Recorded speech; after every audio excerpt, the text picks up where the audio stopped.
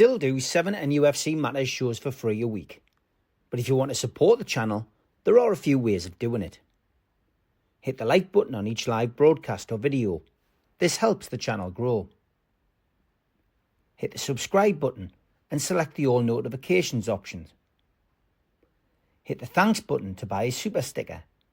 You can do this on the live chat too. You can also join our Patreon page or buy us a coffee at the link in all of our video descriptions below. We are also looking for sponsors.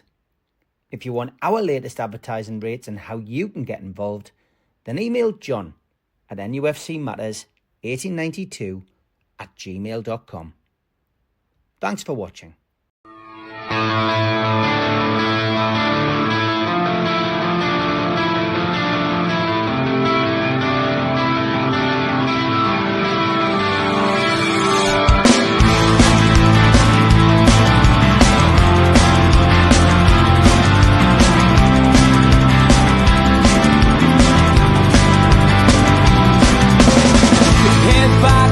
Critics attack. It feels like I've been talking to myself again.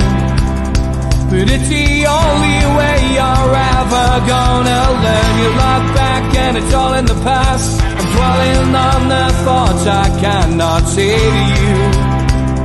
If I don't say the words, then maybe it's not true. And it feels alright when they come and say to you, you're the only thing that makes us all believe. And it feels alright where the worlds collide. Manipulation stands to make us red. What time is that coming over you? You wish it upon a star. You wish it on a star. You are, you are, you are. You fight back, it's an all-out attack. It feels like I've been taken on the world's machine. Because I want it more than anyone can dream. You look back and it's all in the past. You tell me how you live by all the things you do. Well, you can be yourself, but maybe I'm not you. And it feels alright when they come and say to you, you're the only thing that makes us all. Good evening, welcome along to NUFC Matters. It is Ask George, but an Ask George where I ask the questions. It is a pre-recorded show, and as you have seen on the channel over the last couple of days, we are doing quite a few of these, getting the lads in for more of a one-on-one session with me, because a lot of the time when we do the shows, the lads have got to shorten their answers, and of course, a lot of them have got a lot to say. George, as we know, does a lot of shows on the channel. It keeps him busy, keeps me busy, keeps you entertained. So we're going to crack on. George, I do have a couple of questions that were asked by Jeff Carter, which we didn't get to the last time we had you on. One of them was, what is the biggest crowd that you've ever played in front of, George? And did it or does it affect your game? Now, that's an very interesting one, because I was only 15 and I was playing for the North of England boys against the South of Scotland boys at Easter Road in Edinburgh, Hibs ground. And it was a big crowd because it was played straight after the Edinburgh derby. So Hearts played Hibs on Easter Road. And as soon as that game finished, the boys' match, South of Scotland against North of England, was played almost immediately after. There was only about half an hour between the two, so there was still a good lump of the crowd still in. And the Northumbrian teachers told her that when we actually kicked off, there was still over 40,000 in the ground, and they were saying that was the biggest crowd it ever had for a schoolboy match in Scotland, which was incredible. So that's. I have to say, my feeling was it didn't affect me. In fact, if anything, I enjoyed that pressure. It gets the adrenaline flowing. I've always enjoyed a situation where I was put under a bit of pressure. Still do now. Still did when I was in the university. Other things I do where you need to be thinking about things. And there's one thing I do where, well, you'll know this doing your acting.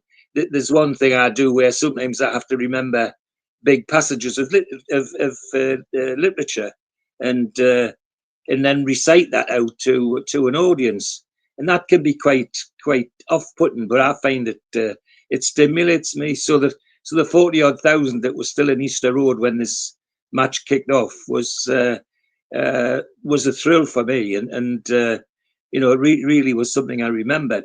And since as I'm talking about that match, my direct opponent in the first half of the game, because I was playing old-fashioned centre half, was a young man called Penman, and the on the right wing, they switched me to the left back in the second half, because the right winger was giving the left back a bit of a doing, so the left back went into centre back, and I went to left back. And then the Scottish right winger gave me a doing as well. And his name was Billy Bremner, which is a name people might remember. He was a little gingerhead kid. What an afternoon he gave her! What an afternoon!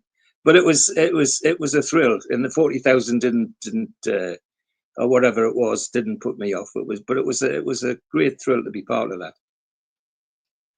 Okay, good stuff. Always good questions from Jeff. You never know what he's Oh, going to yes. come up with. Yes, absolutely. You also wanted to know, have you ever come across Michael Knighton? And if you did, what were your thoughts on him?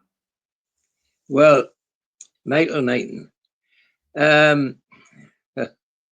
Oh, talk of no trousers. So, of course, for those out there who don't know who Michael Knighton is, he was a businessman, an entrepreneur who, did he come in and try and buy Carlisle United? He did. He did. And well, after he tried to get involved with Manchester United and everybody else, didn't he? And he eventually ended up at Carlisle's door. But he made a lot of noise without actually ever doing anything significant, is all I'd say. And the only reason I came across it just happened to be that I was involved in a match at Carlisle he was at. Otherwise, I wouldn't have known his existence. I was just aware that other people around, particularly the staff that were with, were talking about Michael Knighton. You know, I thought, well, Michael Knighton, you know, to somebody who was on the fringe, it didn't mean much. But when he got home and read the papers and read about him and so on, and people talking about him, you realised he was somebody who could have been significant, but he talked a good game, but it never actually came to the front, unfortunately. Okay, his last question was non-football related, and it was, where were you when Princess Diana died? Where was I when Princess Diana died? Oh, I can remember exactly. I was the morning it was announced, I had a meeting in the Home Office with the Home Secretary, Michael Howard, and there was some debate about whether the meeting would go on because of all the kerfuffle about her death and the government going into mourning, as it were. But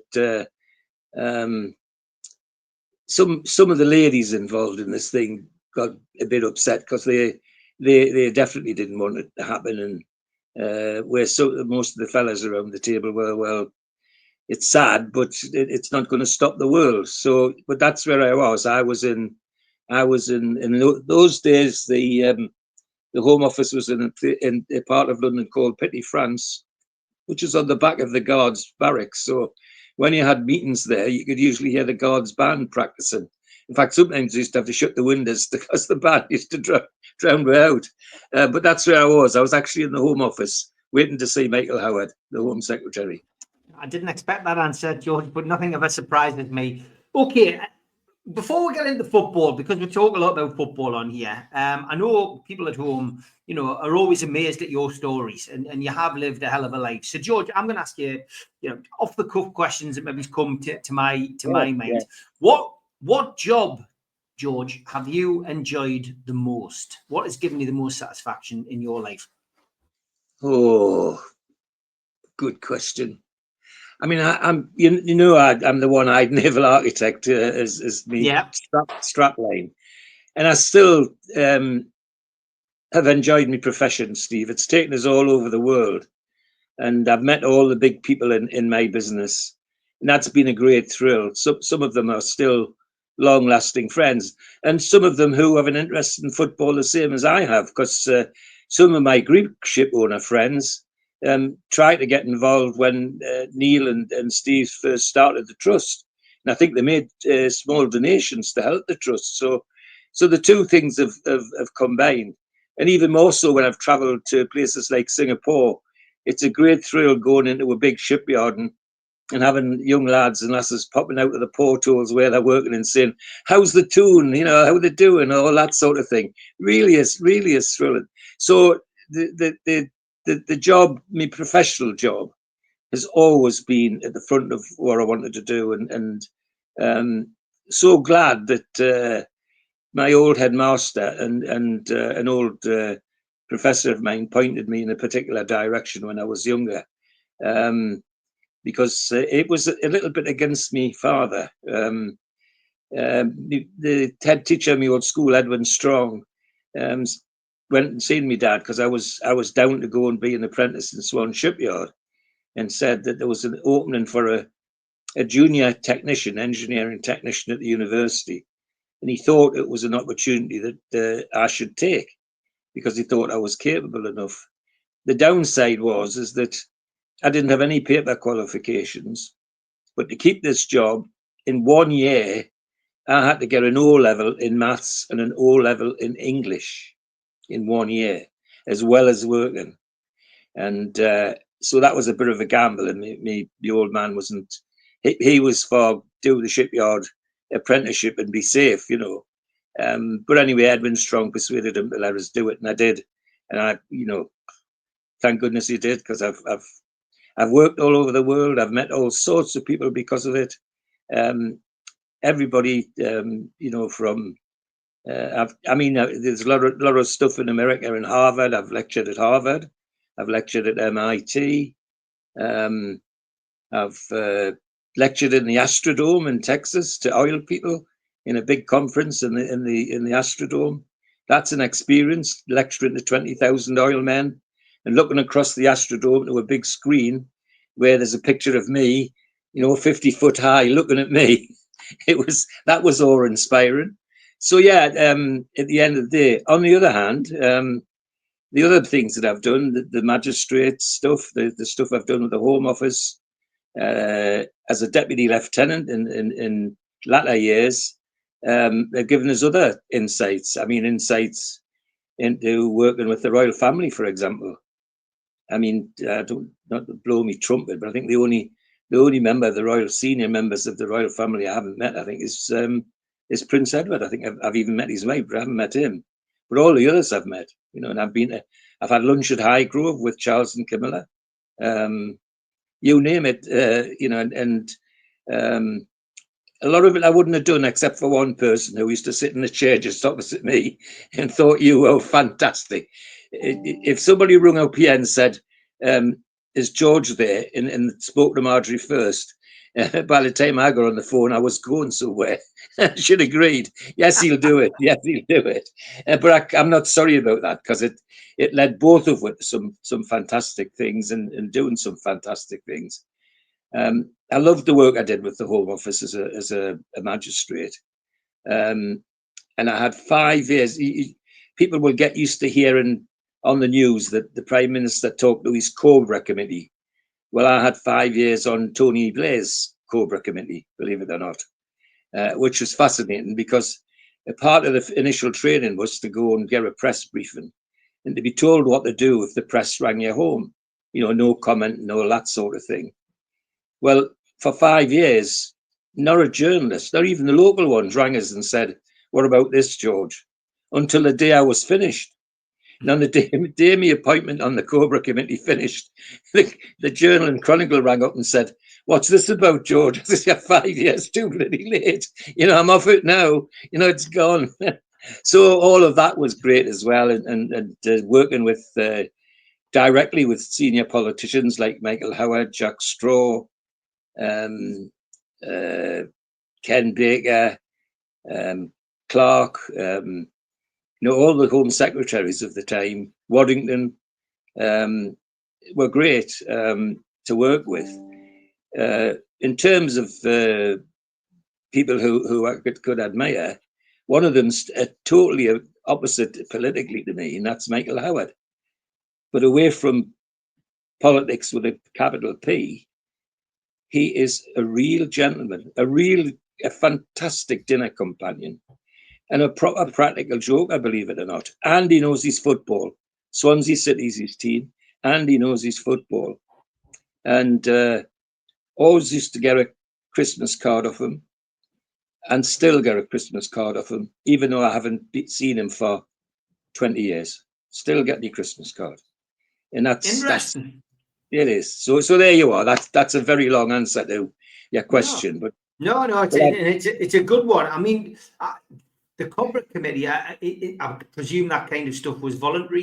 You probably got paid expenses, but I mean, you would have been involved in some pretty tough decisions, I would imagine, George. And do they pay any attention to the corporate committee, I guess, is the question. Oh, well, can you answer it?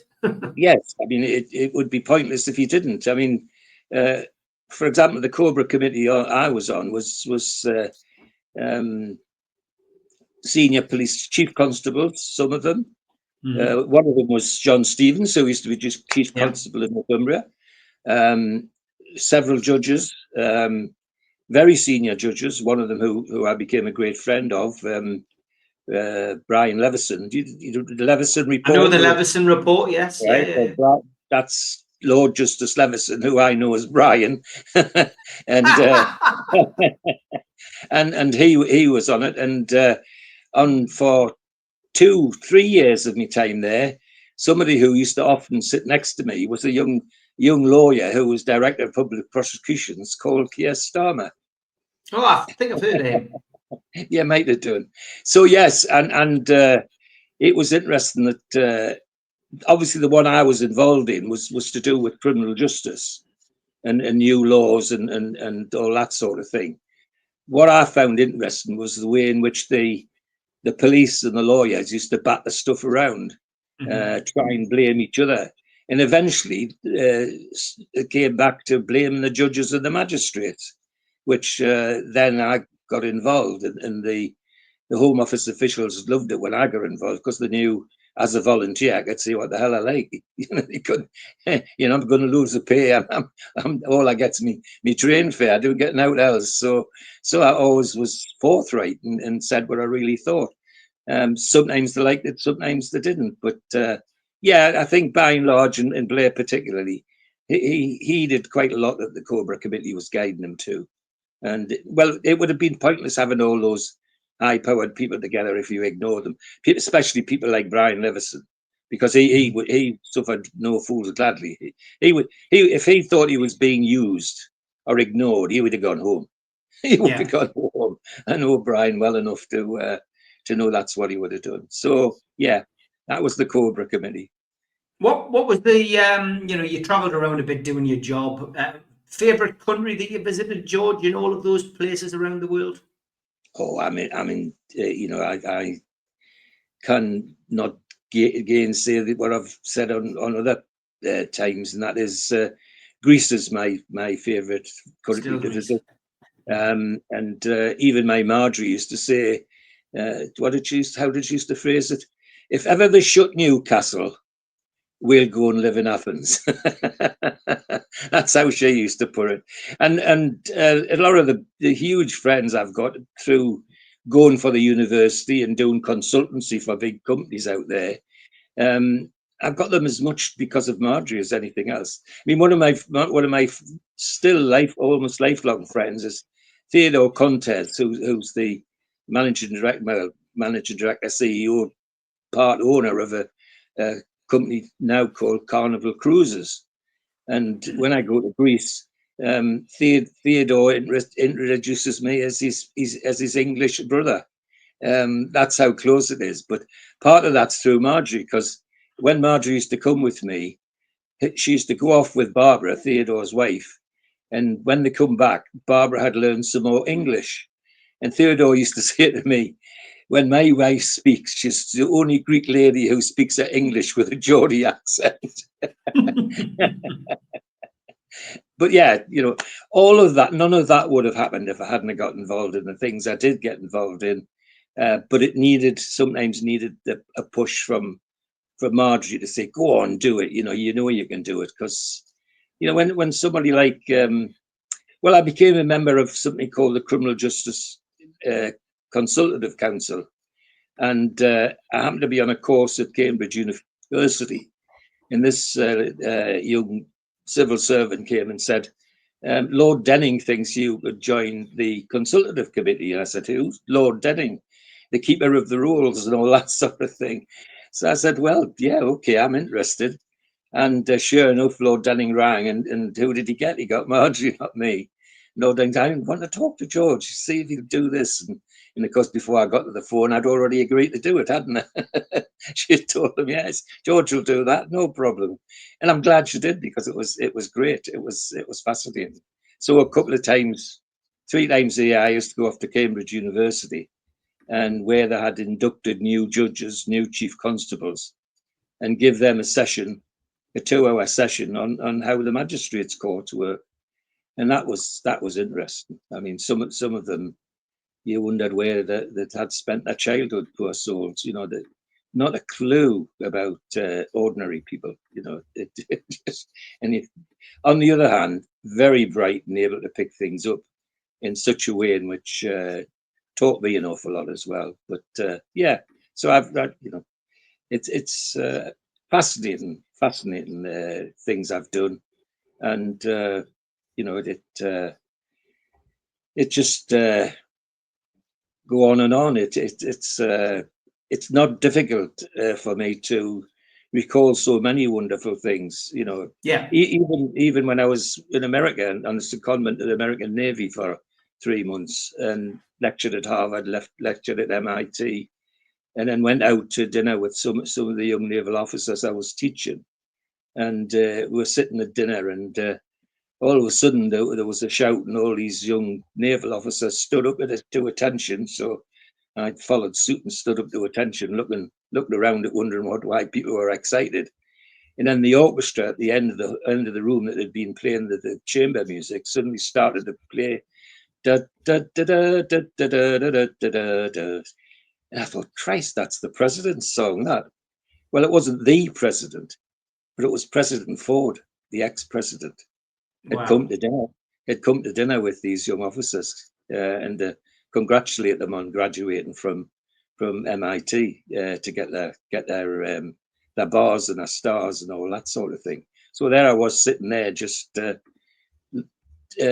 it all in, enjoying every minute of it. It was just amazing, unbelievable sometimes. Right place at the right time. So there you are. I know you don't mind me asking you a question about Mitch, and it's a football-related one. But were you surprised when Mitch got involved in the political side of Newcastle United? The fans situation, which of course, we've had ups and downs, we've had fallouts with other supporters, but it's all been done, for the right reasons. And when you look at the legacy, the likes of Steve Hasty and Mitch, Colin Whittle, Bill Corcoran will leave behind. The food bank, of course, but the Newcastle United supporters trust, as we know it, is down to the likes of Bill, Steve, and of course Mitch. Are you surprised at all? No. Getting involved in things that are political or socially involved is in his bloodstream. Don't forget, my grandfather, his great grandfather, was a founder member of the Durham Miners Union. So that shows you where we're coming from. And when he was at university, he was always involved in the student societies. In the hall of residence he was in for a couple of years, he was junior vice president of that hall of residence. He got involved in the medical rag setup and things like that. It was, for me, it was just a natural progression. He did the right thing, in my opinion. He settled his job. He fixed his profession well and truly before he started to do any of that. Otherwise, that might have been a distraction. I mean, people don't realise, Stu makes a lot of calling him Dr. Mitchell, which is unusual for a dentist. Well, he's Dr. Mitchell because within a couple of years of graduating from the university, he'd become a member of the Royal College of Surgeons. And when he became a member, he was the youngest member of the Royal College of Surgeons in the world.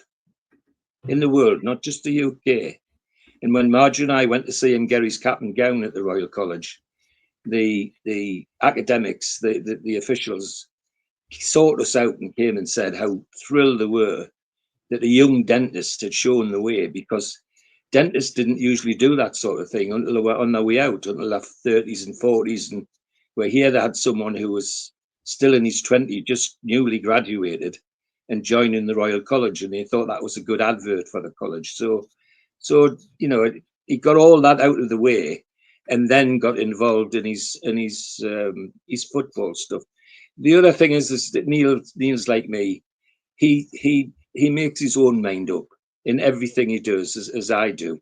Well, I can say to you face to face, Steve, when somebody said to him, when he was looking to talk to people about the trust, about Newcastle Supporters Club and all this sort of thing, who should he talk to? And he realised that he saw your name a lot, but you won't be surprised to hear that there were the odd ones who said, no, you don't want to go there. And so what did Neil do?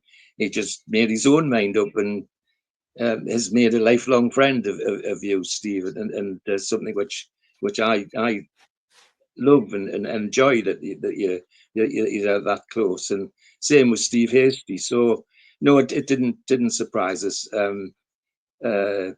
It had its disappointments, I think. Well, you know what I'm going to say, that the way it all ended was a bit Machiavellian. It was handled very badly. You know, the night of the long life sort of thing, totally unnecessary. But however, all I'd say is that had it not happened, we might have had a better trust than we've got now, is all I'll say. So yeah, no, I think that's a great answer, and yeah, I agree, mate. It's been a hell of a journey, but maybe we wouldn't have been doing this. You know, life has things mapped out for you, and of course, NUFC Matters has become a big part in all of our lives. Absolutely right, and you know how when I got involved early on, because some of it was because of Marjorie's illness. You know, that I was sitting here at home just looking after Marjorie 24/7. And when COVID came, that made it even worse, because we couldn't even go out. You know, it was desperate. So doing these things was just a nice relief. It gave us something else extra to do. And then I quickly fastened on that some of the things that we do, Marjorie was linking into, like the music. I keep telling you, Yeah. you know, she linked into that, and I could see her rocking in her chair, and you're saying to people, "You'll not like this music." Well, maybe Marjorie liked the music, so yes, I mean, it might not have happened, absolutely, and what a big miss that would have been, because we've done so much together, and all to do with the love of Newcastle United that we all have, that we all have, yeah. Yeah, it certainly is amazing. Half an hour's gone. You will not be surprised to hear when me and George get together. We can always have a natter. We're going to have a quick ad break. We will be back after this. A big thanks to all our sponsors, Skips and Bins. You can find them at their website, skipsandbins.com. Contact them at www.skipsandbins.com/contact. Say hello to low-cost waste disposal with pay-as-you-go and contract waste management. A big thanks to Mr. Vicky's Sauces, handmade in Cumbria. You can find them at their website, mrvickies.co.uk, email info@mrvickies.co.uk, or telephone 01768 210 102. Thanks to our fanzine sponsor, United Group Travel. There are no strangers on our tours, just friends you haven't met yet. 2 crew driver and courier, local family company, 3-star plus quality hotels and no interchanges. Hot and cold snacks and drinks available on the coach, all excursions included. Their website, unitedgrouptravel.com, email beverly.ugtl@gmail.com, telephone 01670 632 460 or 0791 666 4174. Just £30 per person deposit. Thanks to Media Arts for all the help with the technical side of things. And if you like listening to us as a podcast, you can go to Sports Social Podcast Network or to iTunes, Spotify, or other podcast providers. If you want to support the show, then hit the subscribe button. It's free. We do 7 shows a week. Hit the little thumb up under the video, which is the like button, or click share to share to your social media. You can also join the channel on YouTube by hitting the join button for as little as $1.99 a month. If you want to become an NUFC Matters member, you can go to nufcmatterspodcast.co.uk. It's a £25 one-off fee. You get your pen, you get your badge, a key ring, you get your beer mat and your fridge magnet and your membership card, nufcmatterspodcast.co.uk for that. And we have an event early next year, 13th of February 2026, an evening with Beardsley, Waddle and Gascoigne takes place at the Tyne Theatre and Opera House. To buy your tickets for that event, go to the box office 0191 243 1171 or Tyne Theatre and Opera House.uk. Well, welcome back to an Ask George, a pre-recorded show, and our first half an hour. I've asked a few questions, a couple from Jeff, of course, that were left over, and a few of my own. And yeah, it would be remiss of us on NUFC Matters not to talk about Newcastle United, which we will do in the second half. Just want to remind you that the fanzine is going to be on sale again next year. The price for 4 issues, which includes postage, is £27.50. But we have knocked it down to £25. That is because, of course, with issue 3, there was an issue where the postage was underpaid by the post office, and unfortunately, we had a lot of you had to pay £1.50 to get it. So we've knocked £2.50 off as a gesture. £25 is the cost. You just need to go to nufcmatterspodcast.co.uk. All proceeds from this fanzine will be going to Age UK Dementia on North Tyneside. Those of you who have the subscription for last season, we are just putting together the final touches to issue 4, but it will be with you probably July, probably the back end of July.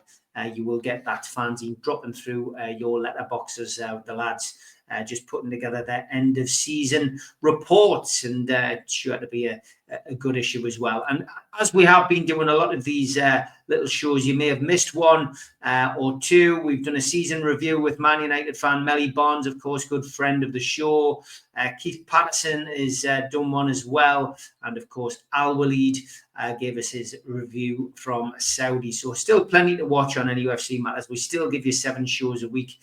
So make sure if you think you've missed one, just look down the playlists on our homepage. You'll be able to find them on there. Okay, George, we will just delve into a few issues of Newcastle United at the moment. Yeah, I want to touch on the the transfer situation. I mean, obviously we've pre-recorded this show, so we may have another one in. But the first transfer window was only really for those playing in the World Club Cup. World Cup, yes. Yeah, so the second transfer window is the big one for Newcastle United. But I mean, I think we've tried to give people advice on this channel many times. Don't read the clickbait. Don't get carried away. And let's face it, George, the only people who know what their policy is and who they are looking for and who are targets on the list are Eddie Howe and the club itself, George. Yeah, and the other thing I'd say is that there are those on the outside who are given information. You need to look carefully about who they are, because some of them are agents trying to get their players a good deal, and some of them are people who just looking for clickbait for what they're saying. So yeah, it's a minefield, and it always has been thus with Newcastle United. I don't know why. We always seem to be a target of people wanting to G things up by spreading stories. Even in the 50s when was successful, every player that was being talked about in the national and local press was coming to Newcastle, which obviously they couldn't. Although there was a period when Seymour nearly did make it happen. But yeah, we've always had this issue, and at this time it's probably more important to take your own counsel on this and look at the direction that you think the club needs to go in. Where do we need to strengthen? Who do we need to push on, and all that sort of thing? you've got a guide, I think, a little guide with the retained list, and even then, some people would be wondering about the conversations with Ruddy and Wilson about what they're going to be doing. There's some people, and I've got to be saying, one of them, I'd be saying that, well, no, thank you. Let's move on. We need to move on. But it's a minefield. You're right. It's just people either, as I say, looking to sell a player or looking to get a player in the door, or just looking for clickbait.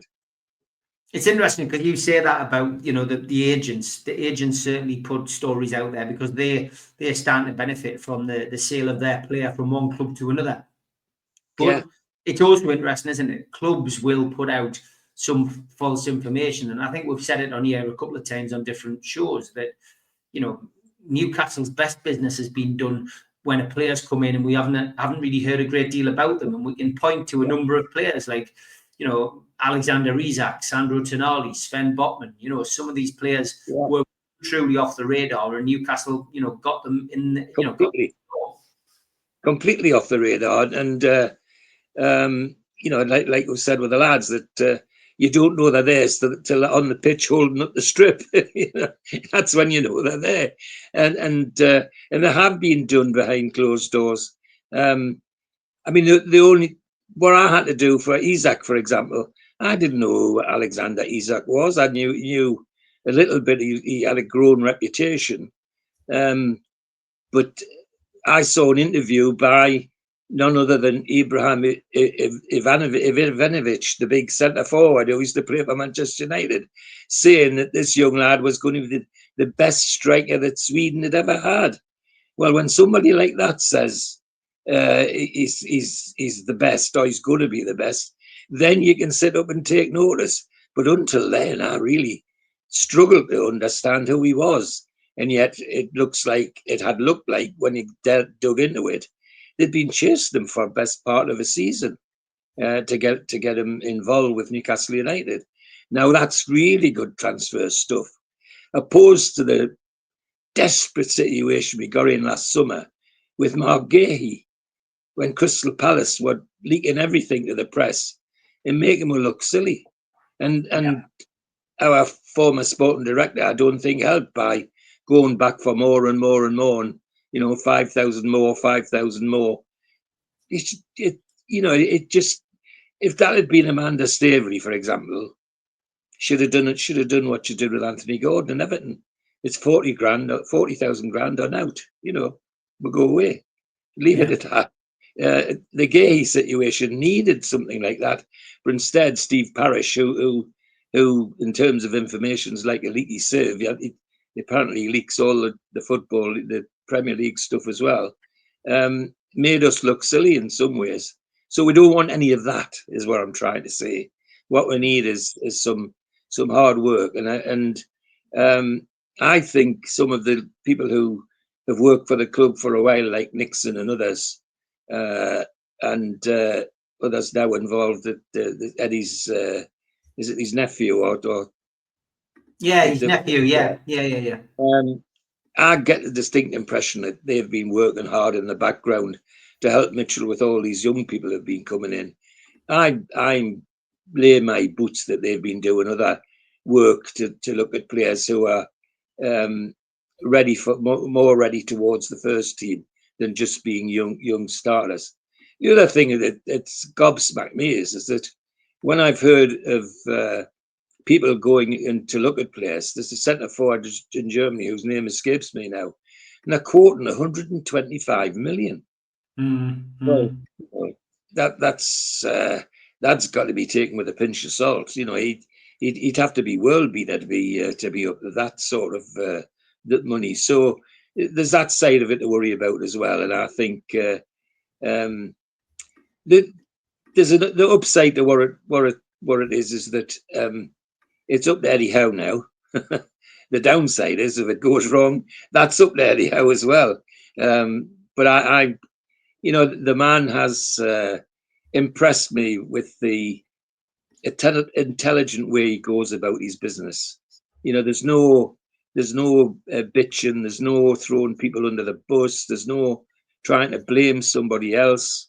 He just gets on with what he's good at and puts it out in front and says, well, that's what I'm doing and that's where I'm at. And it comes across like that. So I can't wait to see what happens. I think this first bit of the transfer window of whether people in the World Club Cup is a nonsense in many ways, but it's what some of them wanted. Well, and look at the expense it's cost Real Madrid to get Trent Alexander-Arnold 10 days sooner than they wanted him. It's cost them £8.5 million, which is just, really? No, that's so I'm looking forward to when the real window opens and see what work being done in the background, because I'm convinced there has been some. Yeah, I hope so. Okay, George, Champions League beckons. And, there it is for next year. Look at the teams that are in there, George, because Newcastle, Manchester City, Liverpool, Chelsea, Tottenham, names that we're all familiar with, and Arsenal, of course, teams that we play in the Premier League season. But just take a look at those other teams there. The top of the tree there, Real Madrid, Bayern Munich, of course, Harry Kane and all. PSG, winners, of course, Inter, Borussia Dortmund, of course, we played them recently. Barcelona, who could forget the Tino hat-trick at St. James's Park. And then teams with that, like Barcelona, with the Bobby Robson connection, PSV, of course. And in that pot, you've got Ajax, Napoli, Olympiacos, Marseille, of course, who we played in a semi-final many moons ago, two-legged semi-final. Celtic from across the border are in there. Galatasaray, Ferencvaros, who Ginola scored that wonderful, wonderful goal against many, many moons ago as well. And then the likes of Juve, of course, who not as prevalent these days, but still a huge name in the world of European football. Atalanta, Benfica, Leverkusen, Atletico Madrid. The list goes on, George. But out of those teams there that I've given to you quite quickly, is there any team you'd like to see at St. James's Park next year in the Champions League?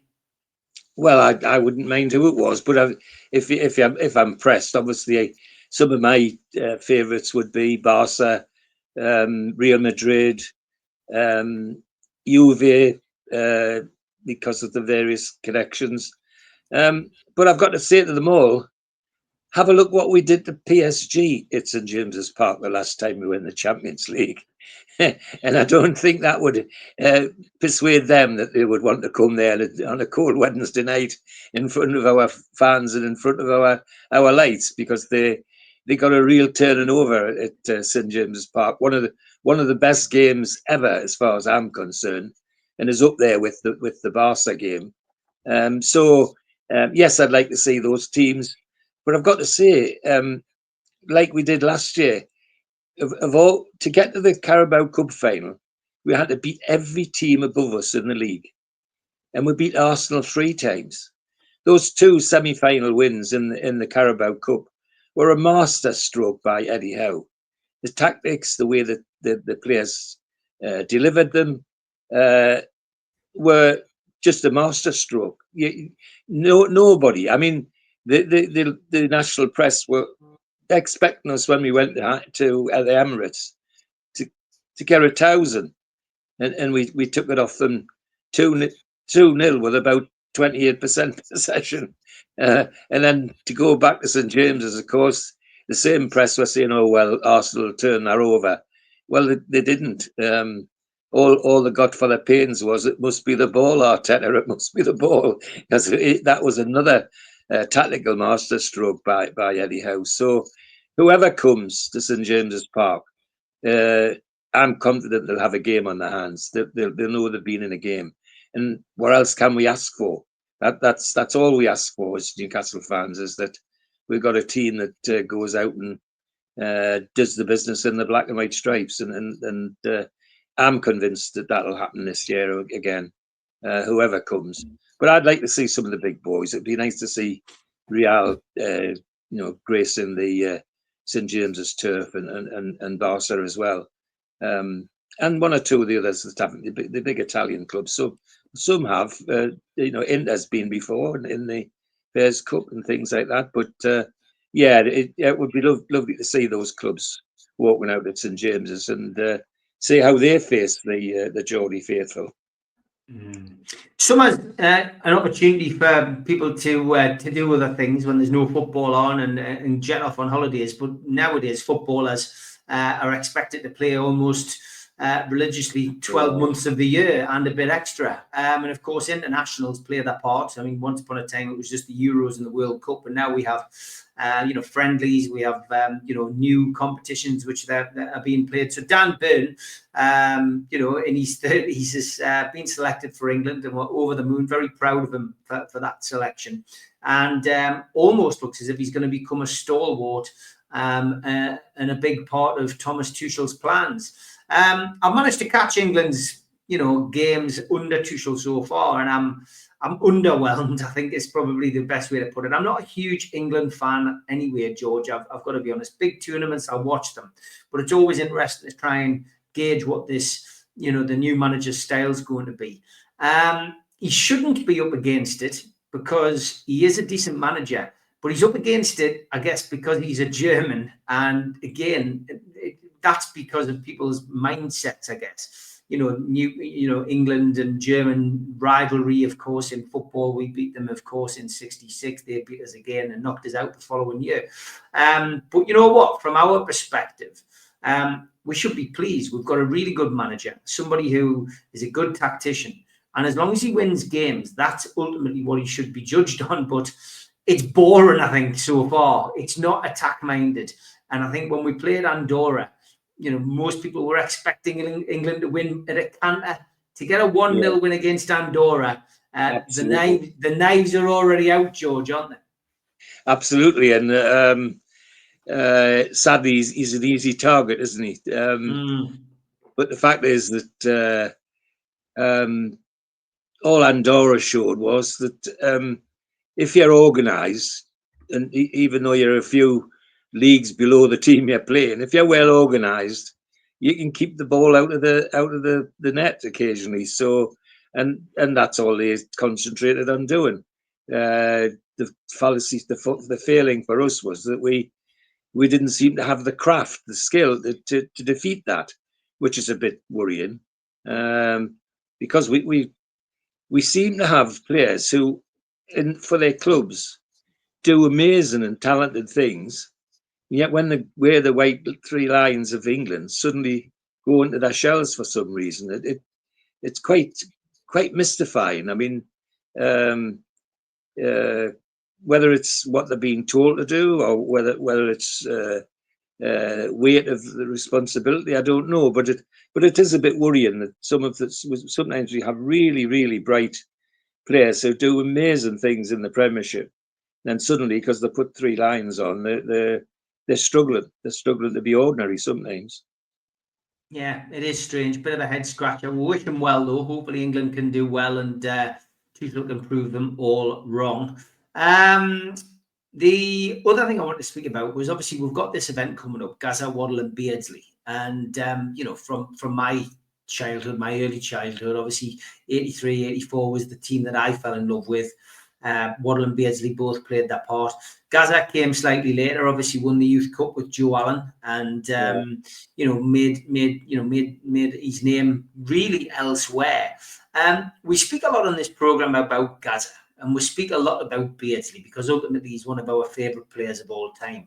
We don't speak a great deal about Chris Waddle, George. So I just wanted to ask you, what were your memories of Chris Waddle, that early Chris Waddle, and were you surprised at how he bloomed? Because when you think about his time at Spurs and then ultimately his time at Marseille, he was one of the best players in the world. And I think a lot of people remember him as this gangly sausage maker who looked lazy and who was frightened of Arthur Cox, but he was a hell of a player, wasn't he, George? He was, and there's a surprising connection for you with Chris Waddle, and that's the Golden Chippy in Wallsend. Right. Chris Waddle's mother used to live in the flat above the Golden Chippy. And I used to go to school with his elder brother, Alan. Alan Waddle was a good player, but not Chris's standard. I think the big surprise for a lot of people was that he virtually walked out of the Towlaw Northern League team straight into the Newcastle first team, and people hardly noticed the difference. He just took the Premiership, the First Division, and the Premiership by storm. It wasn't the height for him, and it was almost as though he was born to it, and that's how he went on to play. And I think the reason that people don't talk so fondly about Waddle as they do about Beardsley and Gascoigne is that there was a feeling that he kind of left us in the lurch a little bit. He could have stayed a bit longer, but he pushed the move away, which was his prerogative, of course. But I just think there was a bit of a nasty taste when he went, that there wasn't with Peter and Paul Gascoigne.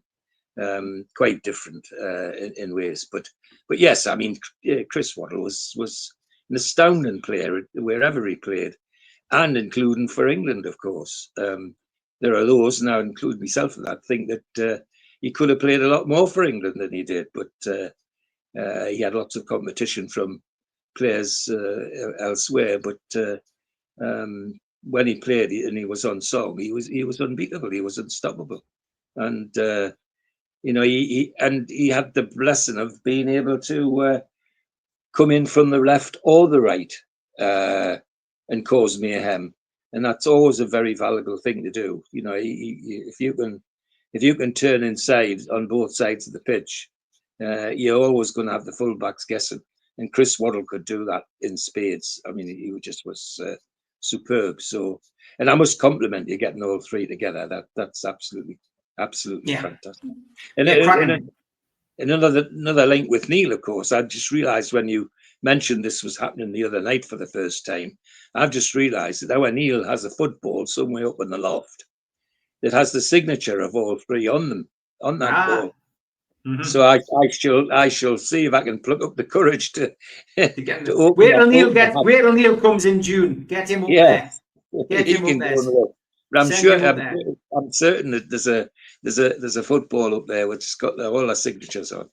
Yeah, I've got an actual match ball from the Cardiff game in that 83-84 game, which is signed by both teams. Waddle, Keegan, Beardsley, Terry MacArthur have all signed it. Gary Bennett, of course, the former Sunderland skipper, he was playing for Cardiff. He signed it. It's a Minerva ball, and when I did put Keegan, Waddle, Beardsley on together, I managed to get my photograph taken with the lads, which was a piece of history. But Bobby Cowell's grandson, Ian, kindly gave me that ball because he knew that it was my first season. So I must thank. I always thank him when I see him. But he came to my house once, brought his granddad's 3 FACup medals for us to look at, the 51, 52, and 55, because he played in all 3, and he gave us that ball. Well, he and I correspond on Facebook and other platforms occasionally, because I wrote a couple of bits about his granddad and saying what a great thrill it was to meet him. But not only that, his grandmother, Bobby's wife, lived in Blythe in a bungalow next door to Marjorie's brother. Yeah, amazing. And amazing. She had one of the cup final medals, I think it was the last one, turned into a necklace. She had it put in a pendant and a chain round her neck, and she used to wear that all the time just before she passed on for us. So great. Okay, we're going to finish off, George, with a question from Wide Left. I've been to a lot of gigs already this year. You know, my taste for music is wide and varied. I've been to see the Sex Pistols, Bruce Springsteen, Morrissey, Holly Johnson. I've got AC/DC to look forward to. I'm going to a lot of gigs, and I enjoy it. Which is the best music gig that you've ever been to, George? Wow, best music gig. Oh, it's a long time. It was when I was a teenager, and it was Frankie Lyman and the Teenagers at the Empire in Newcastle, believe it or not. And the school, I captained the school team that won the County Cup, the Blake Cup, and the reward for the team winning that was that the school bought tickets, front row tickets for the Frankie Lyman concert at the Empire in Newcastle, and that still sticks in my mind as being the most incredible live music that I've been to. Obviously, I've been to other things since then, but if you're talking about the best, I think that made the biggest impression, is what I'll say. And it was absolutely superb.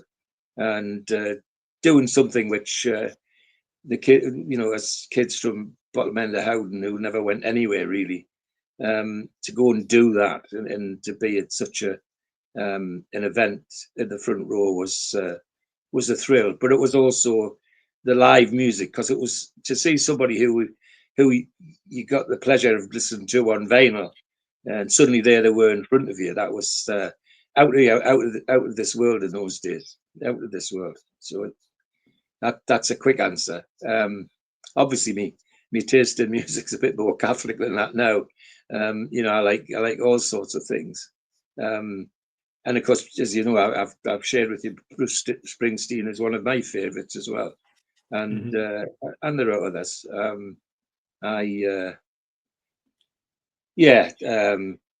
But I'm equally, as I say, me choice is varied, because I do like certain classical music and things, real musicals like La Boheme and music like that attracts me. And whenever I used to work away, if I could find somewhere, a concert hall that had something special on, I'd try and go to it, So yeah.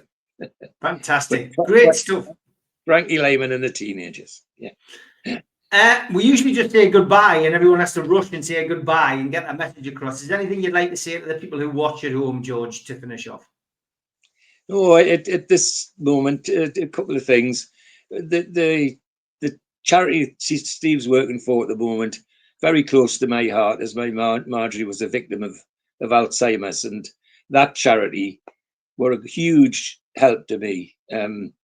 For a short while, used to give me a couple of half days to myself, which, if you're stuck in a house with somebody ill 24/7, can be so precious. In North Tyneside, age concerned dementia charity did it for me. They have a day centre in Wallsend in Cedar Grove, and that's where Marjorie used to go and used to like to go. And interestingly enough, she used to love to go when they were doing musical things. Music was important to her in that dimension. I can talk about that at length some other time, but so that's the first thing I'd say. And the second thing I'd say is that thank you to all of you who take the trouble to either pop into the Irish Centre before the matches, or come and talk to me at the food bank when I'm with Steve on the food bank, or come and speak to me and Steve in Bar 1892. It's not an imposition, it's a real thrill, believe you me, to know that you watch, and more importantly, that you enjoy. I mean, it's not the first time. I think I said to Steve this time, in the last match against Everton in Bar 1892, now sitting talking to a couple of lads who then start to tell me how, when they went home in their car from work, sometimes switch Spotify on and listen to the NUFC Matters programs. And one of the ones they used to like, they liked, was the one called Ask George. And they're telling me this. So I said, well, have you ever wondered who Ask George is? And he said, no, I said, well, it's me, you daft bugger. It's me. Oh, he says, I'll have to go back and watch again now. So please continue to tell us how you like it, because I know the lads love it, and I certainly do it. I do appreciate it. And keep watching. There's some lovely things people do and say on here, and I enjoy as much as taking part. Great stuff. Thanks for an hour of your time. Thanks everybody for watching. Check on the playlist for when we're on next. But George, for now, thanks very much for your time. Take care. My pleasure. Thank you, everybody.